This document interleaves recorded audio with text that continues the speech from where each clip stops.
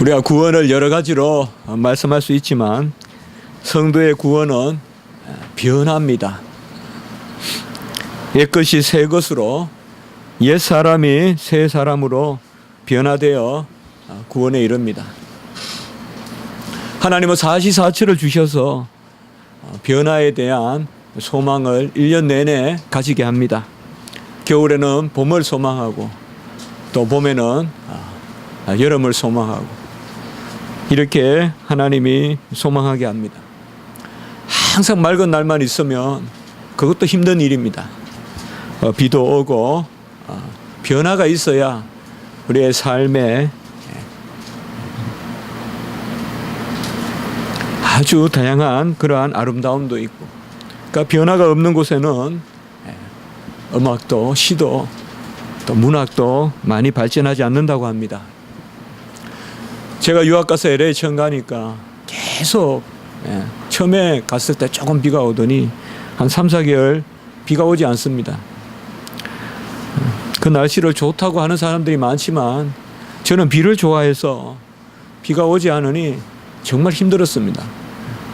막 목 있는 데가 괜히 막 건질건질한 것 같고요. 그래서 제가 시카고로 가자. 그때 그런 생각을 했는지도 모르겠습니다. 뭔가 시카고는 비도 오고 눈도 내리는 그런 곳 같이 느껴졌습니다. 그런즉 누구든지 그리스도 안에 있으면 새로운 피조물이라. 이전 것은 지나갔으니 보라 새 것이 되었도다.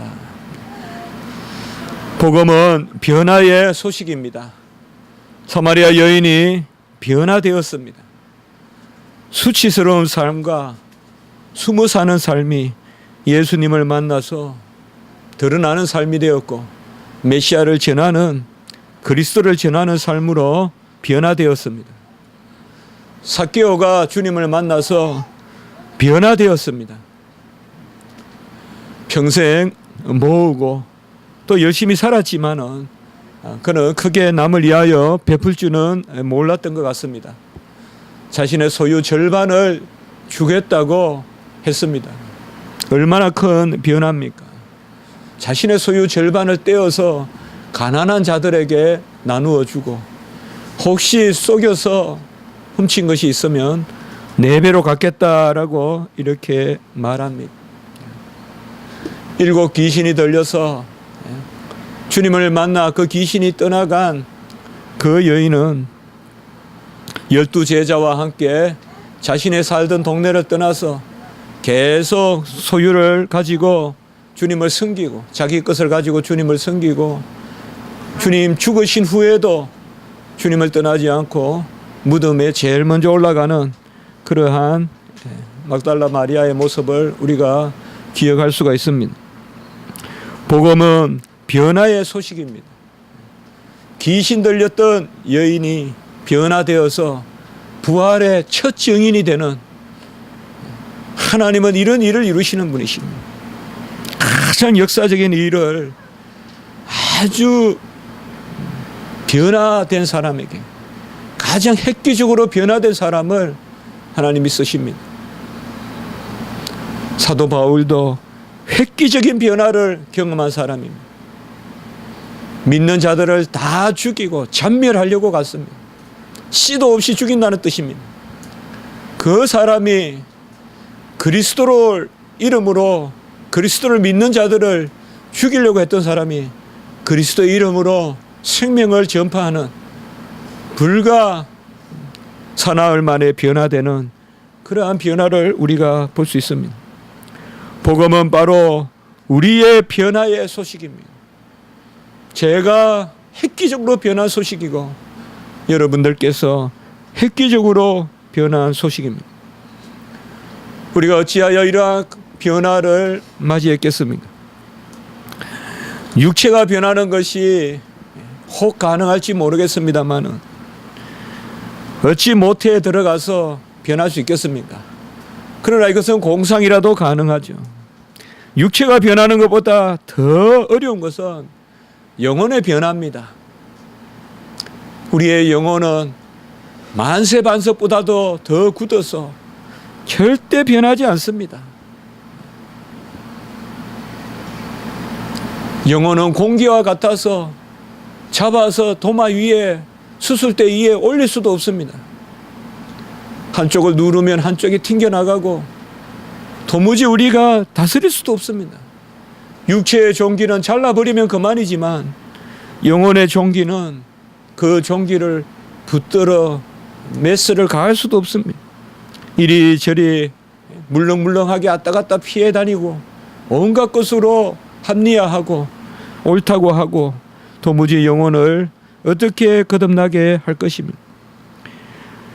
우리 주님은 이 땅에 오셔서 거듭나지 않으면 영생도 없고 거듭나지 않으면 하나님 볼 자도 없고 거듭나지 않으면 천국에 들어갈 자 아무도 없다라고 해서 변화의 절대적 가치를 인정하셨습니다.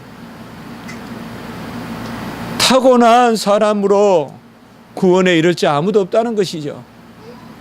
변화돼야 구원에 이를 자는 사람. 아주 훌륭하여 변화가 필요 없는 사람도 없고 너무나 못나서 변화가 불가능한 사람도 없다는 것이 주님의 복음입니다. 변화가 불가능한 사람도 없고 변화가 필요 없는 사람도 없는 바로 절대적인 변화가 있어야 됩니다. 베드로가 주님을 주는 그리스도시요 살아계신 하나님의 아들이라. 오늘 말씀 전해 보면 바로 16장 바로 앞장에 16절에 그렇게 고백을 했습니다. 베드로의 이 고백은 주님이 어떠하심에 대한 고백도 되지만은 주님이 나에게 누구신가에 대한 고백입니다. 주는 나에게 그리스도시요 바로 주님은 나를 위하신 하나님의 아들이시라는 거죠. 고백은 항상 나와 관계되는 하나님의 아들 또한 하나님의 어떠하심을 이야기하는 것입니다. 그래서 너는 나를 누구라 하느냐? 바로 너와 관계되는 예수 그리스도를 물으시는 것입니다. 고백은 나에게 예수님이 그리스도가 되신다는 것입니다. 그리스도는 이 땅에 제사장으로 오셔서 자기 자신을 아버지께 드리셨습니다. 자기 자신을 온전히 드리셨습니다. 그리고 그 드리신 의 가운데서 우리에게 자기 자신을 주시는 이것은 누차 우리가 나누었습니다. 바로 그는 제사장이시고 왕이시라는 것입니다. 그리고 왕이자 제사장이신 그 주님께서 우리에게 그 주님을 알게 하심으로 우리가 하나님께 영광의 도구가 되고 그 지식 가운데 거룩해지게 하신 것입니다. 주님은 이 땅에 오셔서 바로 자기 자신을 들으셔서 자기 자신을 우리에게 주심으로 우리가 주님 자신과 같이 변화되게 하셨습니다. 주님의 제일 첫 기적이 변화라는 것을 우리가 한번 생각해 볼 필요가 있겠습니다. 요한복음의 첫째 표적이 바로 변화였죠. 물을 포도주로 변화시키시는 그 변화. 어거스틴은 그의 어느 글에서 이전에 자기가 아주 방탕할 때 그 여자를 만나게 됩니다. 그 여자가 아는 척을 해요. 아마 상당히 문란한 여자였던가 봅니다. 또 어거스틴을 유혹합니다. 그때 어거스틴이 이렇게 이야기했습니다. 나는 거듭나 이전의 것이 아니기 때문에 나의 새 것은 이전의 당신을 모릅니다 라고 이렇게 이야기했습니다. 실로암에서 나면서 맹인된 자가 이제 주님께서 그를 침을 발라서 진흙을 이겨서 낫게 하셨습니다. 사람들이 그 실로암에서 나은 사람을 보니 이게 그 사람이다, 이게 맹인이다, 아니다 라고 사람들이 서로 설왕설래했습니다. 눈먼 사람이 눈을 뜨고 평생 일어나지도 못하는 사람이 막 걸어 다니고 이렇게 하고 중요한 것은 도무지 소망도 삶의 가치도 없던 사람이 이제 하나님을 증거하고 그 아들을 증거하니 얼마나 사람들이 아무리 생긴 거는 똑같아도 눈을 떴다고 얼굴이 변하겠어요. 하루아침에 다 알아볼 텐데 얼마나 변했던지 사람들이 저 사람이 맹인된 자가 맞는지 아닌지 어떤 사람은 맞다 하고 어떤 사람은 설마 저렇게 변할 수 있겠느냐, 어디 숨겨놓은 쌍둥이가 나왔던지 뭐 그렇게 생각했다 이 말이죠. 사실상 우리가 실로암에 이 맹인같이 변화되지 않았겠습니까? 우리가 물리 포도주가 되듯이 다 변화되어서 이곳에 서 있는 것입니다. 구약의 모든 제사는 두 가지의 목적이 있습니다.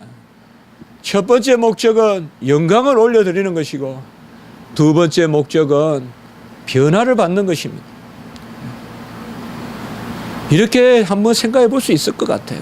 제가 곰곰이 구약 제사를 한번 생각해 봤어요. 제사를 통하여 내 죄 사함을 받고 제사를 통하여 내 허물을 사함 받고 제사를 통하여 온전하게 됩니다.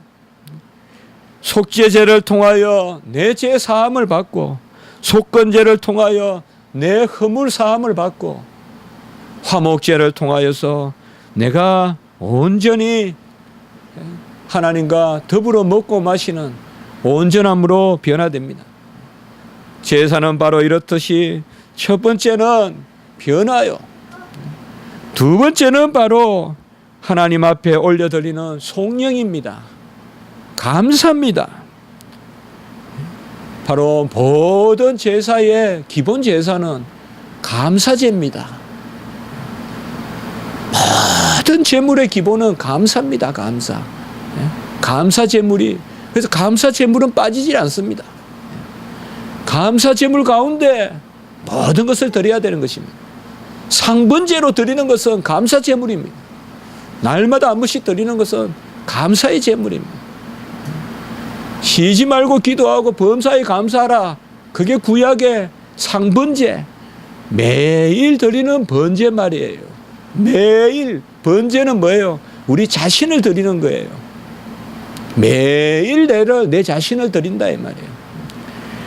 바로 이러한 제사, 예수님께서 이 땅에 오셔서 마태복음 20장 28절에 자기 목숨을 많은 사람의 대속물로 주려 하신 것은, 자기 자신을 제물로 주려 하신 것은 우리를 대신해서 하나님께 영광을 돌리고 우리를 대신해서 주님이 변화되심으로 우리를 변화시키려고 오신 것입니다. 주님은 영원하신 하나님의 아들이십니다. 하나님은 불변성입니다. 하나님은 변화되지 아니하십니다. 그는 언제나 동일하십니다. 우리는 동이 있고 서가 있지만은 또 남이 있고 북이 있고 하늘이 있고 땅이 있지만은 안과 밖이 있지만은 우리 주님은 하나님의 아들이심으로 안도 밖도 처음도 시작도 위도 아래도 없으신 분입니다. 그분이 우리를 위하여 이 땅에 오신 것입니다. 왜? 제물로 자기 자신을 드리려고. 왜?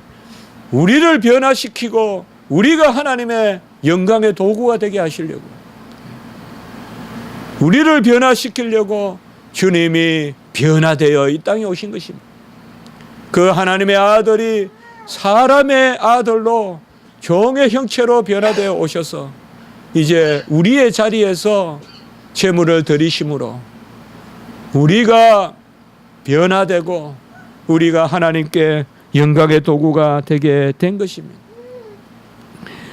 오늘 말씀은 바로 베드로의 고백 이후에 있었던 말씀입니다. 마태복음 16장과 17장은 잘 연결시켜서 우리가 읽어야 됩니다. 16장에는 주는 그리스도시요 살아계신 하나님의 아들이시라는 고백이 있고, 우리가 꼭 빼지 말아야 될 21절의 말씀을 우리가 또 기억해야 됩니다. 순환 예언이 따르는 것입니다. 제1차 순환의 예언입니다. 3번 고난당하실 것을 예언하셨어요. 베드로가 고백하니까 예수님께서 16절에 고백하니까 16장 16절에 21절에 예수님께서 비로소 그 고백 위에 주님께서 고난 받으실 것과 죽으실 것과 부활하실 것을 예언하십니다. 이때 베드로가 이것을 그리 마시옵소서, 왜 주님께서 그러한 일을 하십니까? 바로 우리를 변화시키시고 우리를 대신해서 하나님께 영광의 도구가 되기 위하여 오신 그 일을 이루시려고 죽고 부활하셔야 되는데, 우리를 위하여 영화롭게 되시고 우리를 위하여 변화되시려고 오셨는데 그리 마옵소서. 그러니 오늘 말씀에서 주님께서는 친히 자기 자신의 모습을 보여주시는 것입니다. 우리가 곧 보겠지만은 오늘 변화산의 말씀은 베드로의 이 부인에 대한 말씀에 대한 예수님이 이 베드로를 깨우치기 위하여 변화산에 데려가시는 것입니다. 이 일이 있고 후에 엿새 후에 오늘 1절에 보면 17장에 높은 산에 베드로와 야곱과 요한, 바로 대표적인 그런 주님이 중요한 일이 있을 때 이 세 제자를 꼭 데리고 가시지 않습니까? 따로 높은 산에 엿새 후에 데려갔다. 누가복음에는 8째 날 후에, 누가복음에는 8일 후에라고 이렇게 되어 있는데요. 이게 다른 날이 아니라 누가복음은 첫날 끝날을 다 헤아렸고, 마태복음은 그렇게 헤아리지 않았다. 아마 누가복음은 좀 더 이방인을 향한 그런 복음이고 마태복음은 좀 더 유대인을 향한 것이니까 아마 셈법이 좀 달랐지 않았는가, 뭐 그렇게 주석하는 경우도 있는데요. 그것은 그렇게 중요하지 않고요. 높은 산에 올라가셨습니다. 이 산이 어떤 산인지 알 수가 없습니다. 나사렛에서 한 동쪽으로 6km 떨어진 해발 562m가 되는 우리가 잘 아는 다볼산,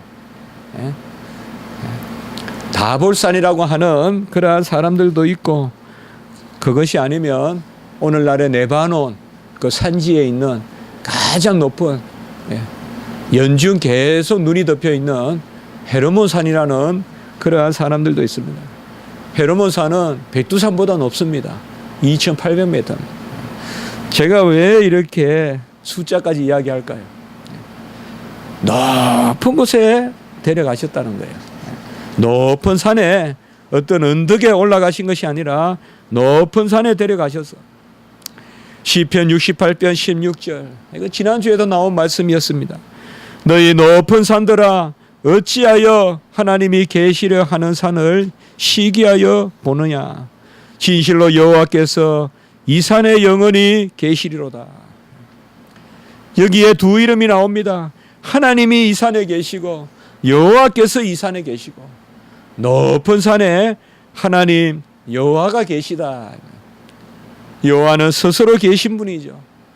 높은 산에 스스로 계신 그 하나님이 계시고, 높은 산에 여호와가 계시고, 스스로 계신 여호와가 계시고, 높은 산에 하나님이라는 이름 엘로힘이 계시다. 이 말은 성부, 성자, 성령을 뜻해요. 그러니 높은 산에 삼위일체 하나님이 계시다라고 이렇게 우리가 볼 수 있어요.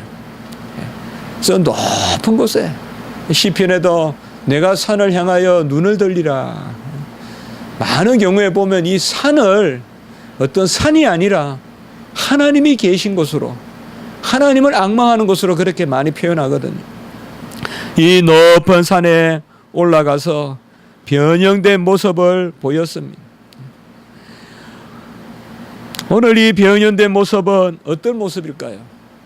혹자는 예수님이 하나님이시란 것을 보이셨다라고 이렇게도 주석하는데, 그것은 조금 부족한 주석 같아요. 분명히 부족할 뿐만 아니라 그것은 조금 못 미치는 주석이에요. 오늘 여기에서 변형되신 모습은 주님의 본 모습을 보여주시는데, 어떤 본 모습을 보이시느냐? 하나님이시자 사람이신 예수 그리스도의 모습을 보여주시는 거예요. 성육신하신 예수 그리스도의 본 모습을 보여주시는 거예요. 우리는 인성으로만 있잖아요. 우리는 그저 사람이에요. 제 발끝에서 머리끝까지 전부 다 인성이라 그래요. 우리는 그러나 예수님은 인성 가운데 계시지만은 신성으로 계시잖아요. 참 하나님이시자 참 사람이시잖아요. 겉으로는 누가 봐도 예수님은 동일하게 걸어 다니시고 동일한 모습을 하고 계시고 동일하게 시장하시고 동일하게 울기도 하시고 동일하게 묻기도 하시고 어떨 때는. 그러나 그 주님의 실상을 보면 그 주님은 우리와 동일한 사람이로되 그분은 하나님이시라는 거죠. 그래서 여기 변화산에서는 어떤 모습을 보여주시느냐. 변화가 되었다는 것이 아니라 사실상은 본 모습을 보여주는 거예요. 평소에 우리에게는 보이지 않는 모습. 그래서 우리는 변화된 모습이라고 하지만은 그 모습이 본래 모습이에요. 성육신하신 주님의 모습을 보여주신 것이에요. 얼굴이 없으신 분이 얼굴을 갖게 됐죠. 그래서 얼굴이 해같이 빛났다. 이거는 분명히 사람이 되신 하나님의 아들이잖아요. 이것만 봐도 분명해지잖아요. 그래서 오늘 이 구절을 가지고 예수님이 하나님이심을 보이셨다. 그렇게 해도 틀리는 건 아니지만 오늘 여기는 그저 제2의 하나님을 보여주신 것이 아니라 성자 하나님이 사람이 되신 그 모습을 보여주시는 거예요. 성육신한 모습을 보여주신 거예요. 얼마나 예수님의 인성이 신성과 함께 계시는 고귀한 가운데 있는지, 그 예수님은 얼마나 귀한 그러한 인성을 가지셨는지, 우리와 동일한 인성이지만은 그분은 신성이 함께 계심으로 얼마나 영화로운 인성 가운데 계신지. 마태는 예수님께 그리 마옵소서 그리 마옵소서, 바로 그 인성 가운데 죽지 마시옵소서 죽지 마시옵소서. 마태는 아마 염려해서 이야기했을 거예요.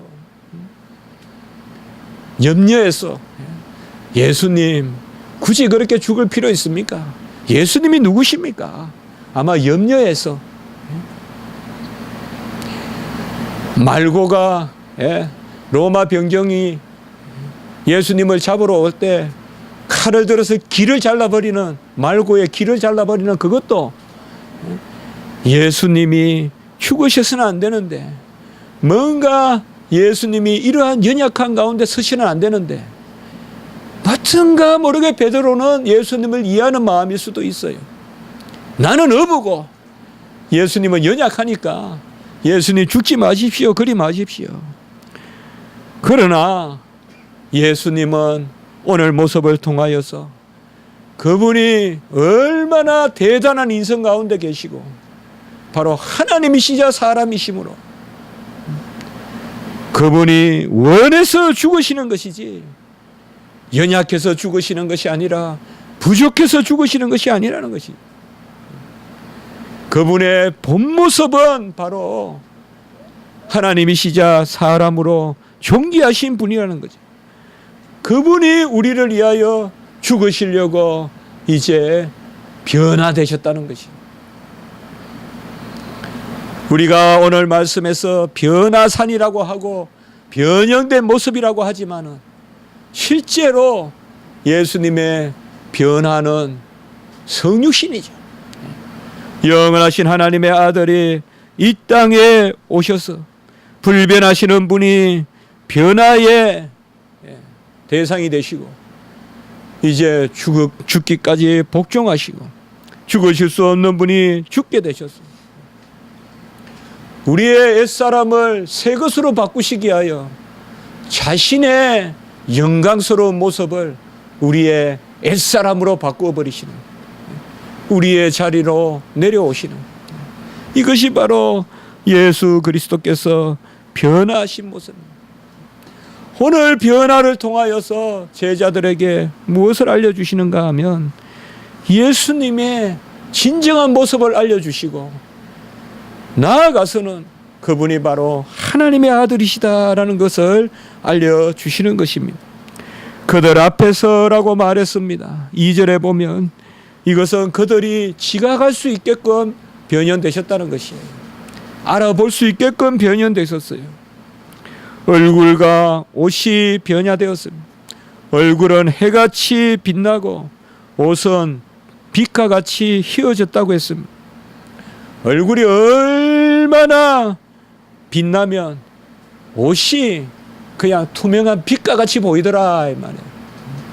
분명히 옷을 입으셨는데 그것이 우리와 같이 이런 불투명한 옷이 아니라 아주 맑은 옷이라서 바로 옷이 그냥 빛과 같이 보이더라라고 이렇게 말씀했습니다. 예수님은 얼굴로 우리에게 오셨습니다. 이것은 분명히 그분의 인성을 뜻합니다.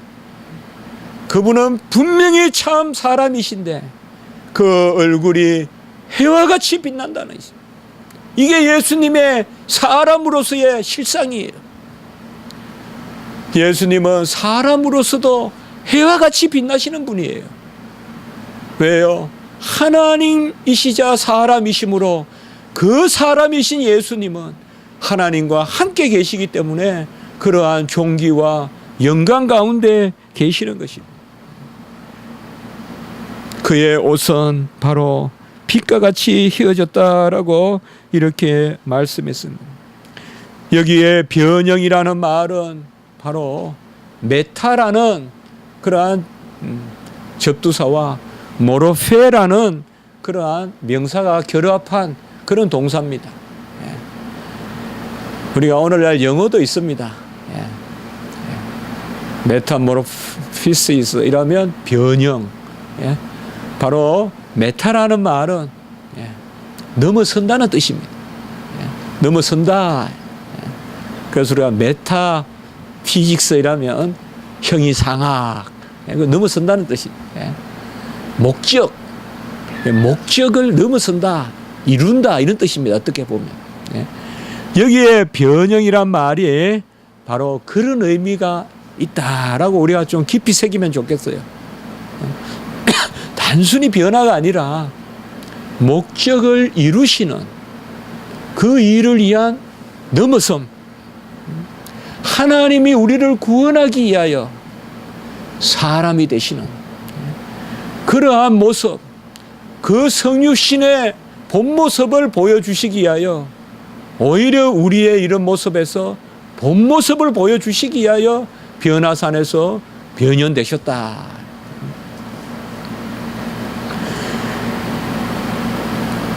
주님께서는 제자들에게 바로 이러한 모습을 보여주심으로 주님의 죽으심이 결코 힘이 없어서도 아니요, 죄 때문에도 아니요, 주님의 죽으심은 저렇게 영롱하신 분이, 저렇게 맑으신 분이 그 얼굴 가운데서 죽음을 죽으신다.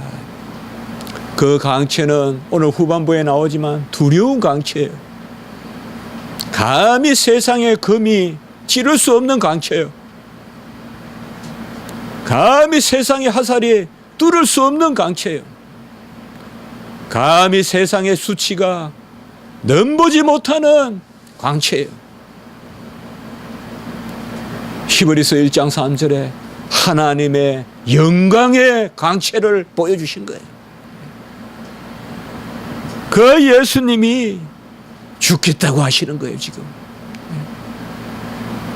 도무지 두려워 범접할 수 없는 그 얼굴을 가지신 분이 상하고 찢기고 그 얼굴에 침을 뱉기우고 그 머리에는 가시 면류관을 푹 박아서 가시가 올놀이 새겨 들어가면서 피가 쭉 흘러내리는 그 피범벅이 되는 얼굴이 되시겠다는 거예요. 이것을 제자들에게 알게 하시는 거예요. 내 이름을 경외하는 너희에게는 공의로운 해가 떠올라서 치료하는 강선이 비추르니 너희가 나가서 외양간에서 나온 송아지같이. 말라기 4장 2절이죠. 여기에서 바로 공의로운 해, 치료하는 빛, 광선. 오늘도 여기에 보면 해 그리고 빛, 헬리오스, 포스, 헬라어로 헬리오스. 우리가 그리스 로마 신화에도 보면